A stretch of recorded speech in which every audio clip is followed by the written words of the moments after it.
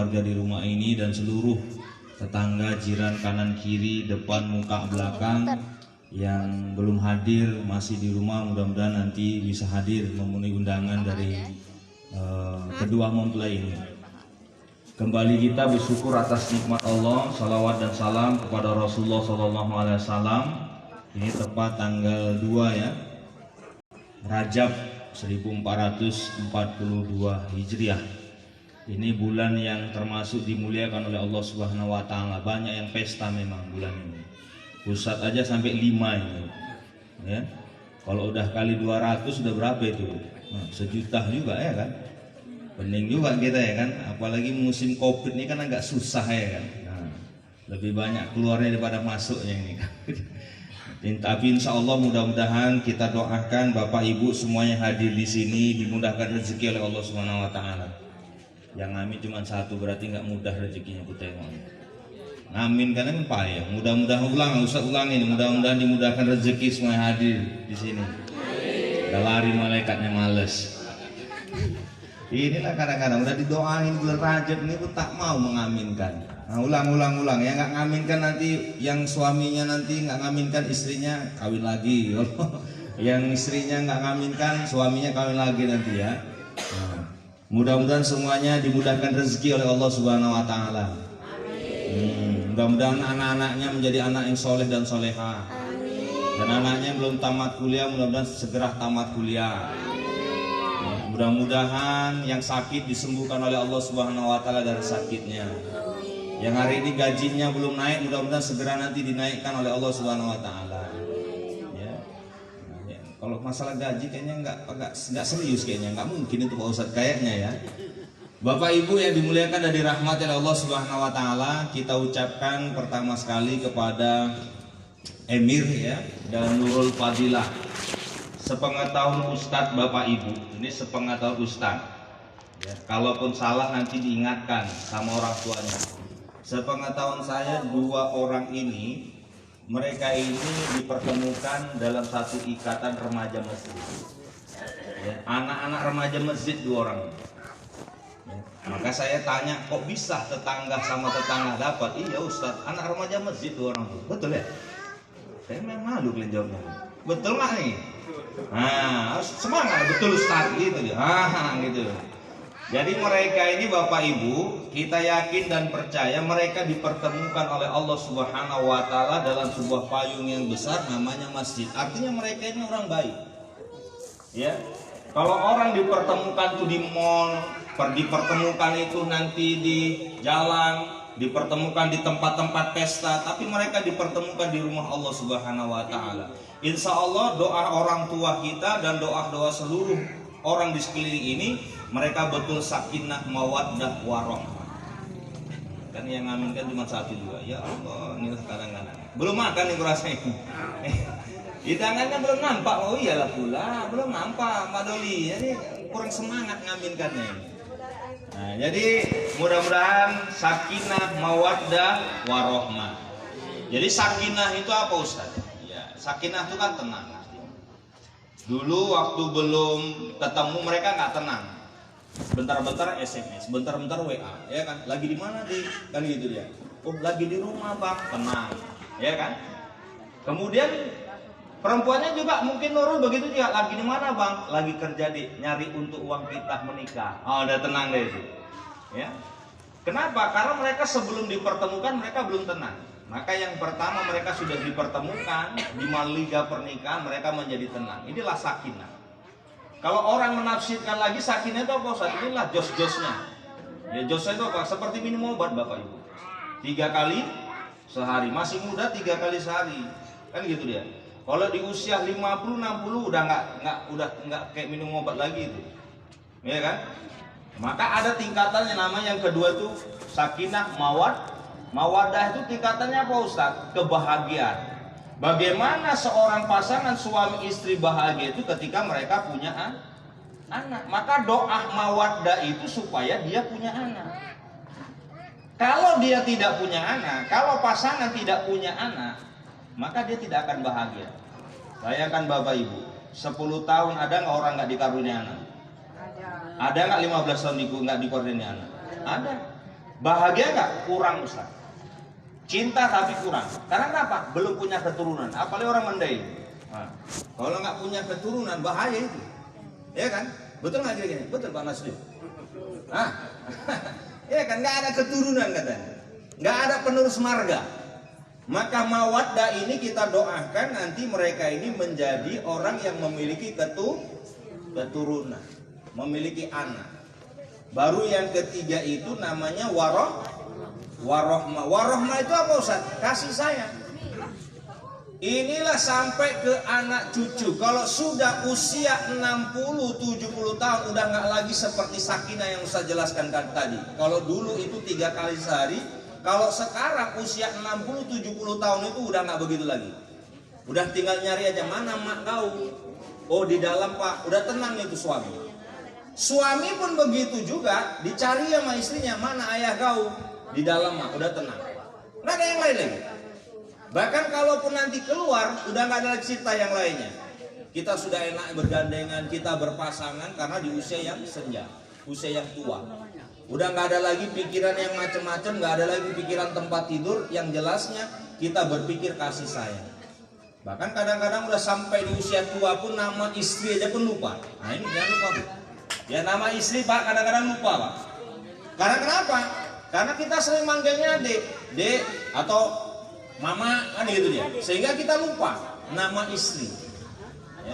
Ini terkadang karena sudah pikun, kita sudah lama nggak ngerti. Maka itulah doa sakinah mawaddah warohmah. Jadi itu yang perlu diketahui kepada kita semuanya. Baik Bapak Ibu yang dimuliakan oleh Allah Subhanahu Wa Taala. Yang kedua, kita memberikan nasihat kepada adinda kita, anak kita berdua, si Emir dan Nurul Fadilah.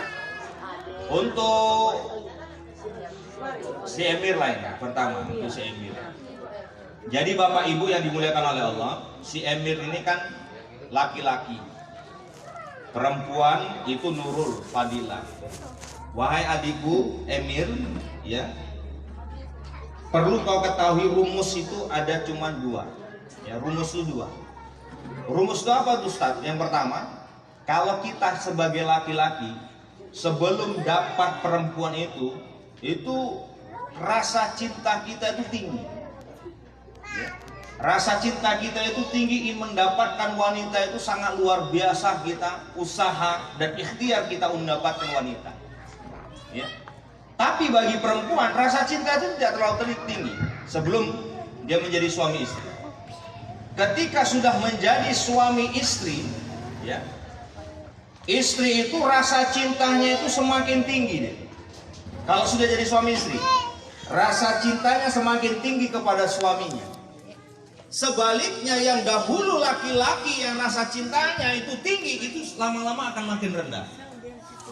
Ingat itu. Kalau nggak percaya nanti tanya sama orang tua kalian, betul nggak cakap Ustaz? Kalau laki-laki sebelum dapat wanita rasa cintanya itu tinggi sekali, menggebu. Tapi begitu nanti setelah menjadi suami, rasa cinta itu akan berkurang. Malah rasa cinta istri itu semakin tinggi.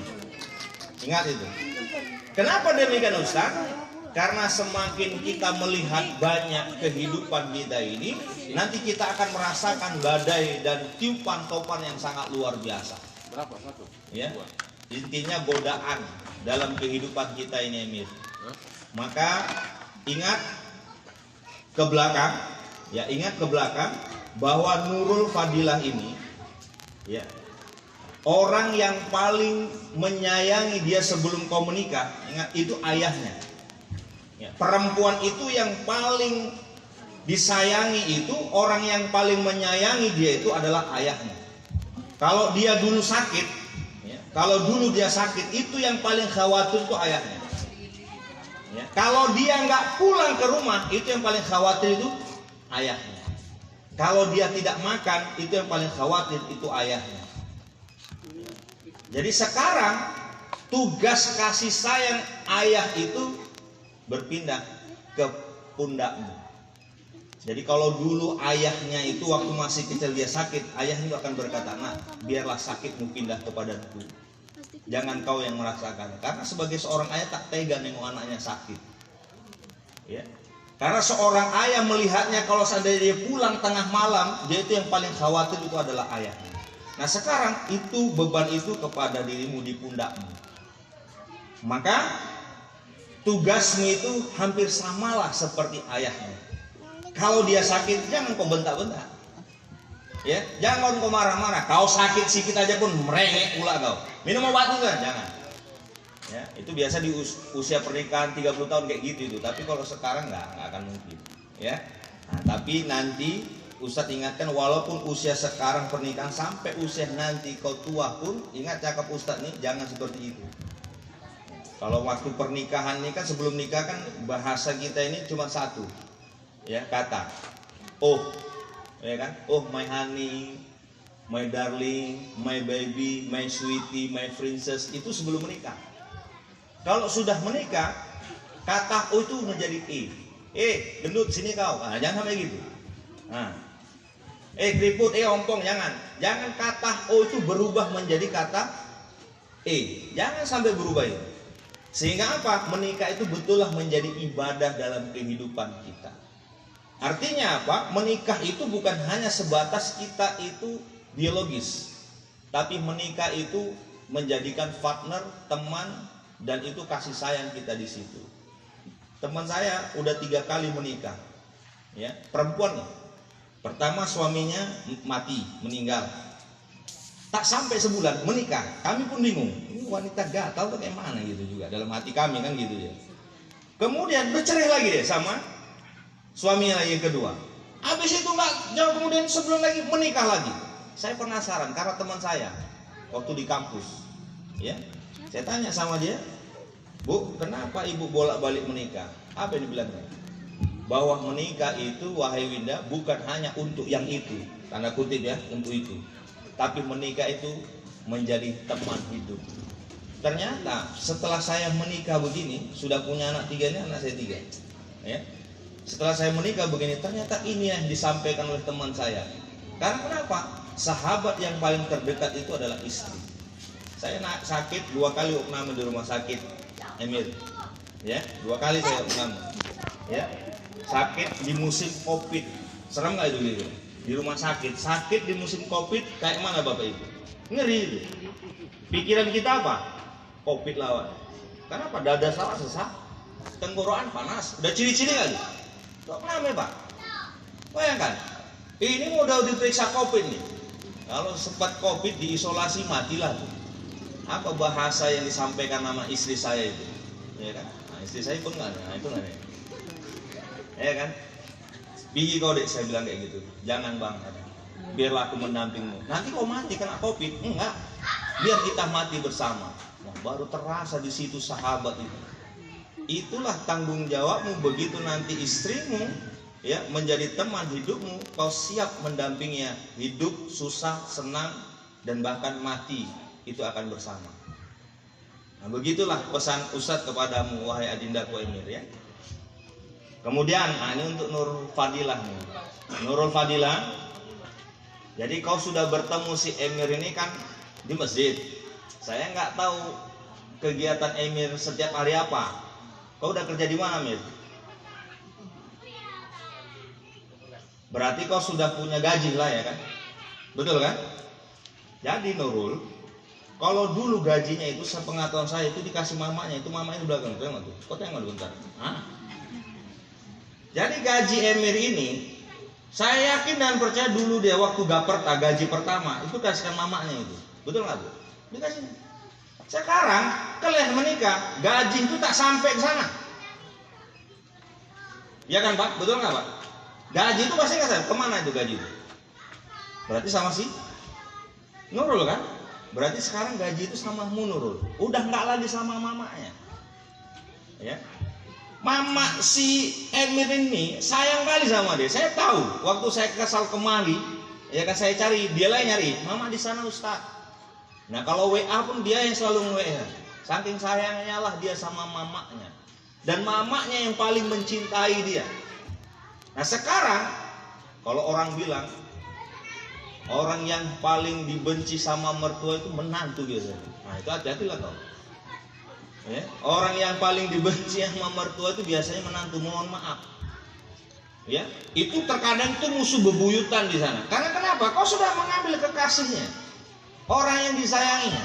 Maka disitulah adikku Nurul. Bukan aku nakut-nakuti enggak nih, bukan.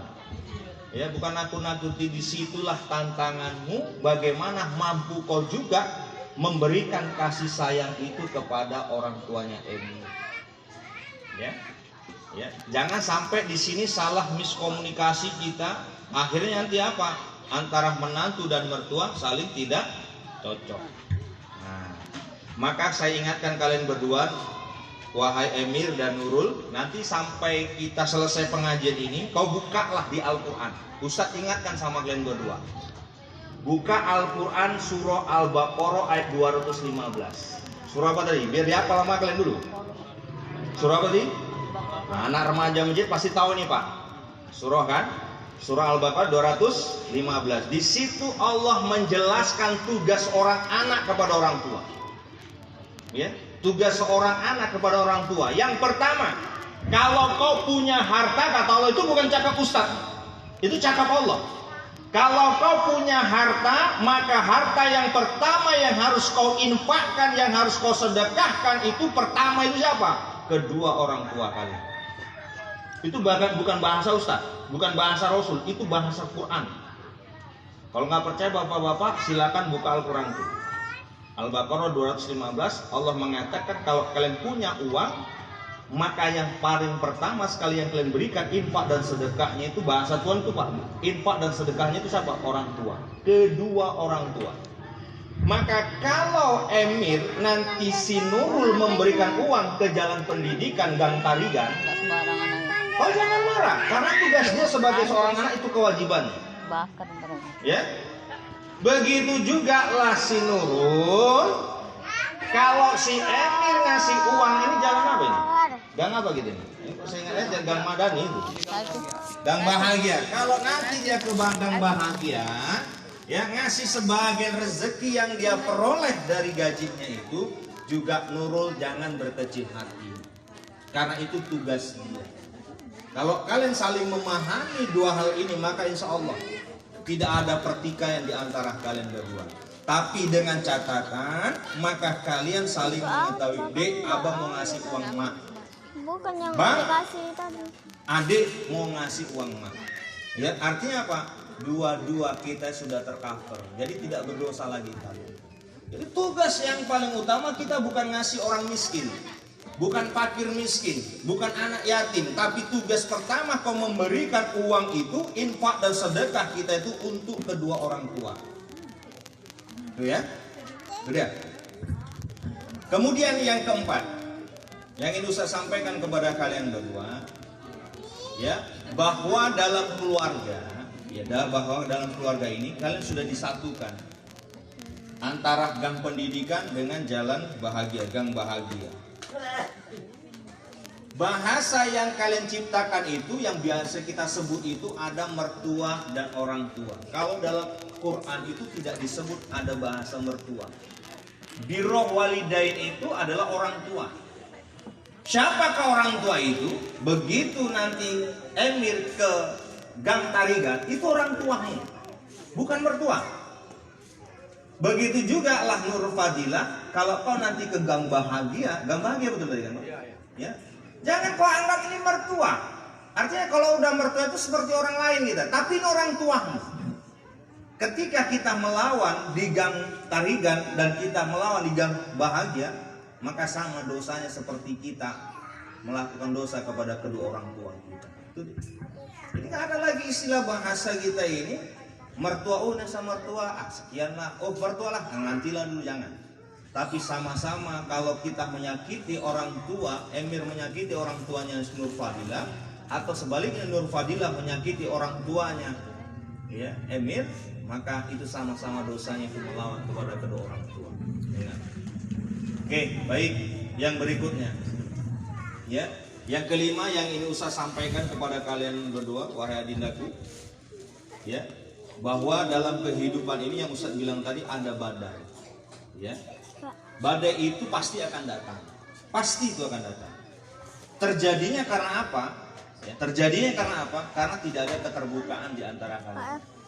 Yang pertama, hilangkanlah masa lalu. Kalau kalian punya masa lalu, itu tinggalkan. Itu kadang-kadang mohon maaf, ya. Nih, kok malam-malam wajah suami kok bercahaya? Ini kenapa? Dapat ilham atau dapat wahyu? Rupanya handphone hidup, ya kan? Kenapa handphone hidup? Karena masih chatting-chattingan, masih WA-WAan dengan orang lain. Jadi, hapuskan itu semua. Begitu juga Nur Fadilah, hapuskan semua. Jangan ada lagi cerita di situ.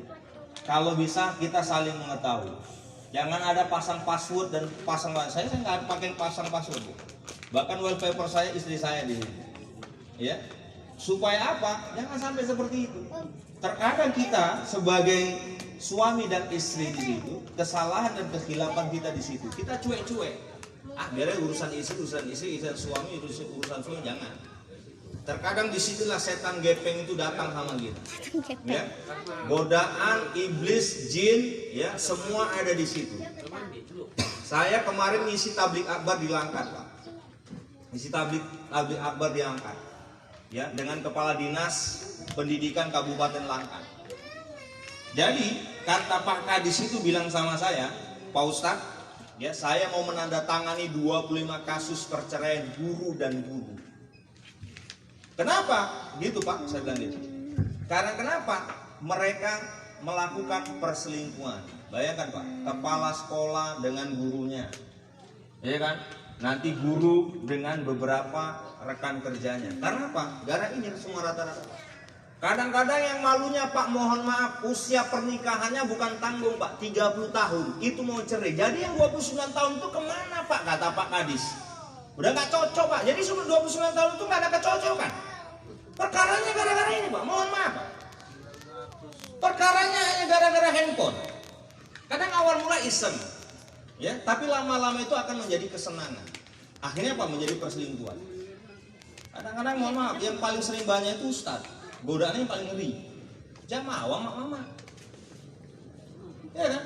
Curhat sama Ustaz. Pak Ustaz, awak nak nanya Pak Ustaz begini. Kan ngeri nggak tuh? Ya? Apalagi sekarang yang kita lihat, mohon maaf, kita bisa melihat wajah orang melalui WA, kita bisa video callan melalui apa, dan itulah perlu berhati-hati.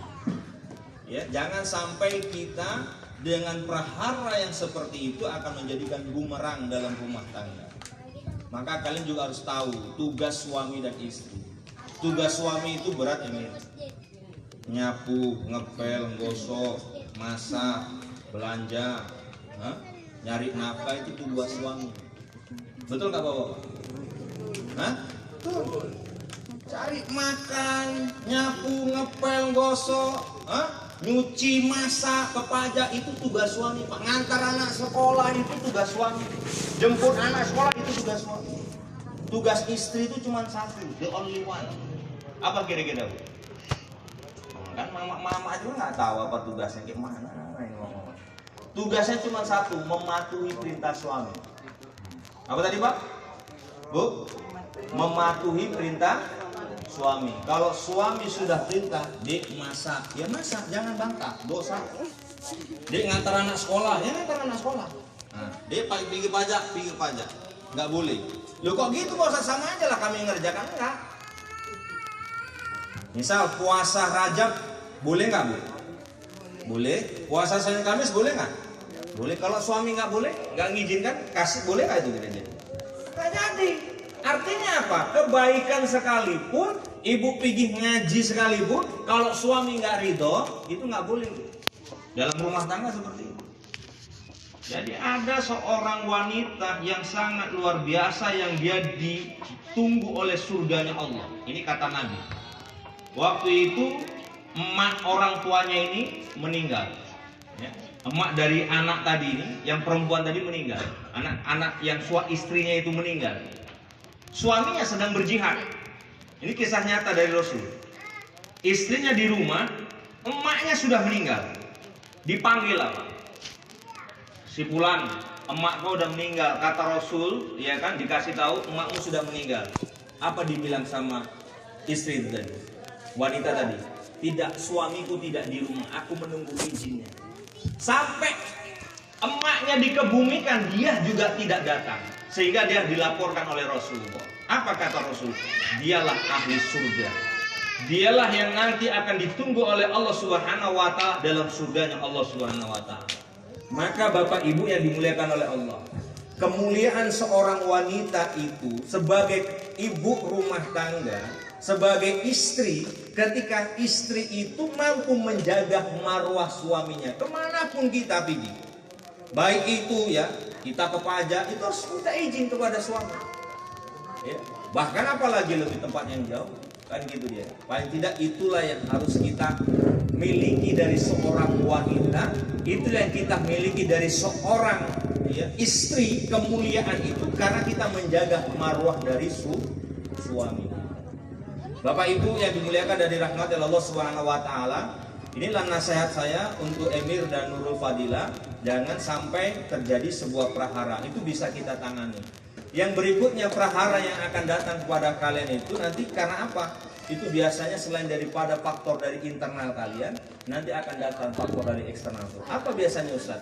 Ya, terkadang diberikan ujian itu ke sedikit materi, ya, gaji suami sedikit, kan gitu. Apalagi apa-apa mahal, ya sekarang apa-apa mahal. Nah, kita paling tidak mensyukurilah apa yang diberikan oleh Allah Subhanahu wa taala kepada kita, sehingga kita tidak mengeluh dengan kondisi ekonomi kita. Paling tidak ketika kita siap berumah tangga, maka kita siap hidup susah dan senang bersama suami kita.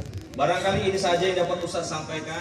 Mudah-mudahan Emir dan Nurul Fadilah ini diberkahi ya, rumah tangga yang sakinah mawaddah warahmah.